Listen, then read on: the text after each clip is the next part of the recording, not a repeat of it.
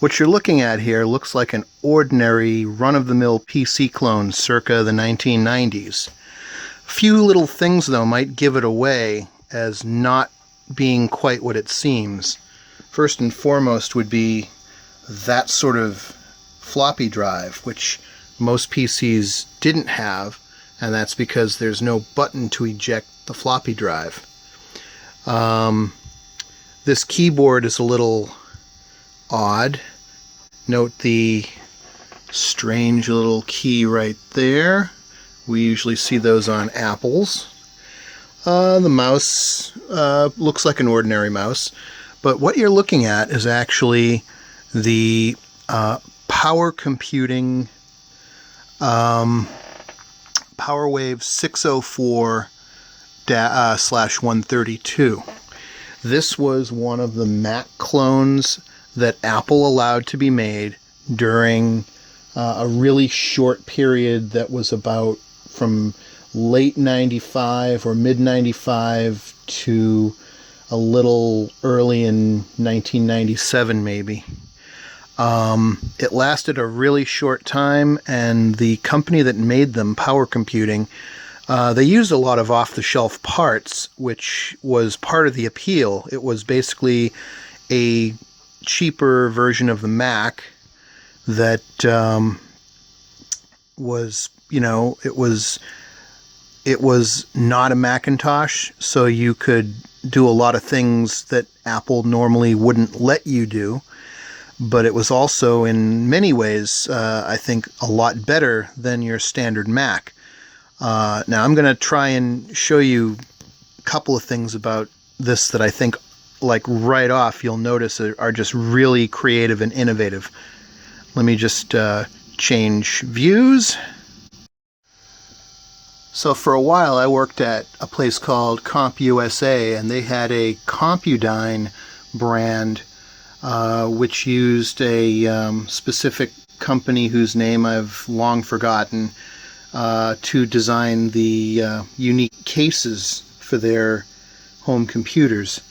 This is the same exact case that Compudyne used for their PC clones, and one of the things that's really cute is you don't need any screws to hold on to it. There's these little tabs that you pull out the back, and you have this little handle here. You can basically just lift that right off.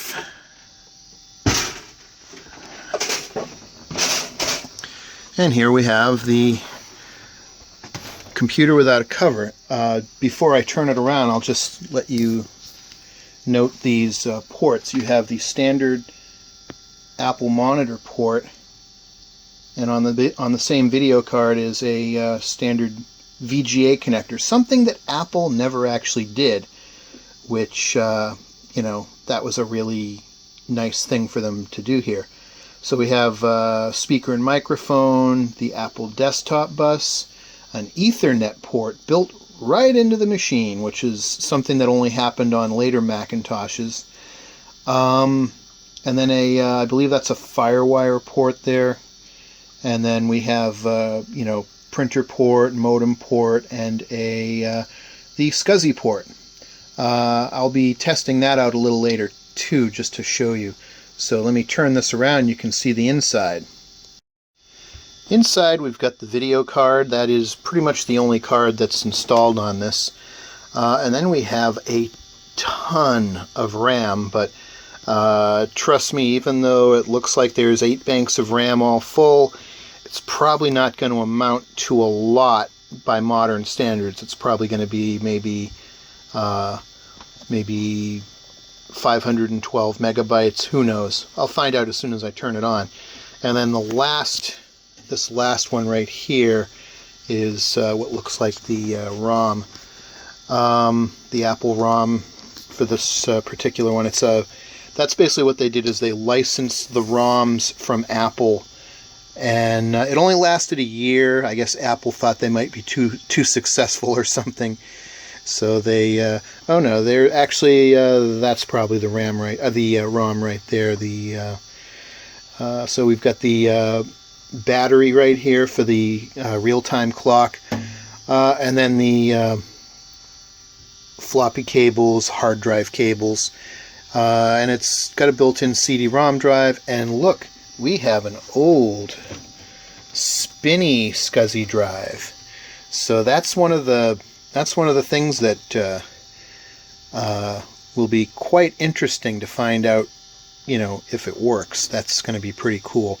So let me just change views again. I'll show you another interesting feature.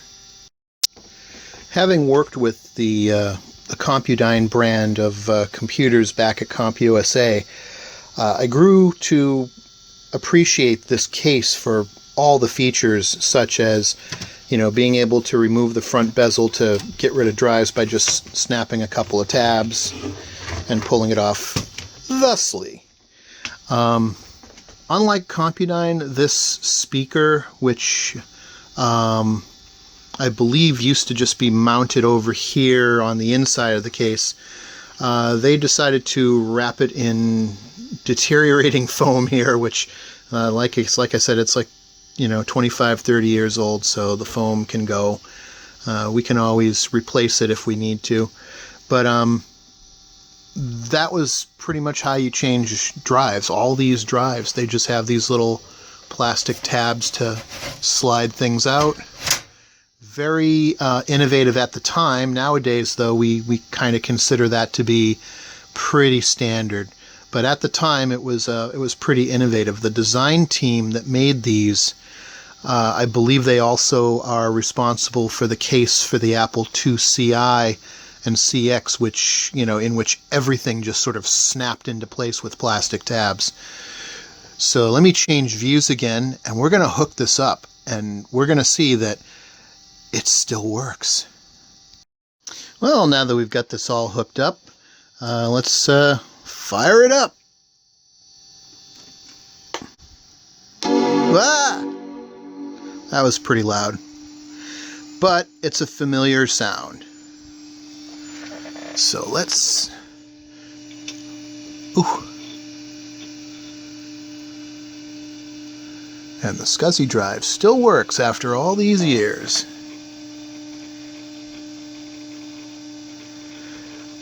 I just thought I'd point out my Dell 17 FPS monitor, I think it is, but I have the Dell soundbar that clipped onto it, which is actually a really good set of speakers, especially for for something that was just an accessory for one particular, or maybe a few particular models of monitor that they made. But it's got a very nice, loud, deep bass, and it's a really good monitor. 2048 by 1024. That's pretty good. So let's take a look here about this Mac. Oh, by the way, the OS, this is running 7.6.1, which I believe is the highest version that will run on a PowerMac. I'm pretty sure that to get anything more, we need to go up to a different generation of Macs to get like the Mac OS 9. So the built-in memory, it looks like it has, 64 megabytes of RAM.